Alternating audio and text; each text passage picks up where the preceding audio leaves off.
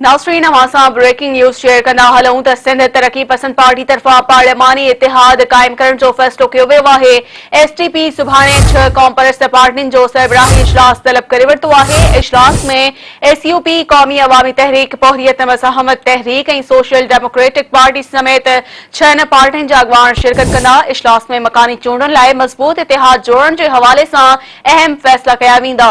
सिंध तरक़ी पसंद पार्टी तरफ़ां जारी कयल पधिराई में चयो वियो आहे त पीपल्स पार्टी ख़िलाफ़ सिंध में मुतबादिल पार्लिमानी इतिहाद क़ाइम कयो वेंदो। मज़बूत इतिहाद जोड़े ईंदड़ मकानी चूंडुनि में भरपूर नमूने हिस्सो वरितो वेंदो।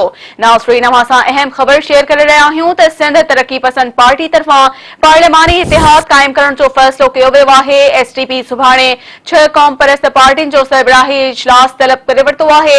इजलास में एसयूपी, क़ौमी अवामी तहरीक, पोहरियत मज़ाहमत तहरीक ऐं सोशल डेमोक्रेटिक पार्टी समेत 6 पार्टियुनि जा अॻवान शिरकत कंदा। इजलास में मकानी चूंडुनि लाइ मज़बूत इतिहाद जोड़ण जे हवाले सां अहम फ़ैसिला कया वेंदा। सिंध तरक़ी पसंद पार्टी तरफ़ां जारी कयल पधिराई में चयो वियो आहे त पीपल्स पार्टी ख़िलाफ़ सिंध में मुतबादिल पार्लिमानी इतिहाद क़ाइम कयो वेंदो। मज़बूत इतिहाद जोड़े ईंदड़ मकानी चूंडुनि में भरपूर नमूने हिस्सो वरितो वेंदो।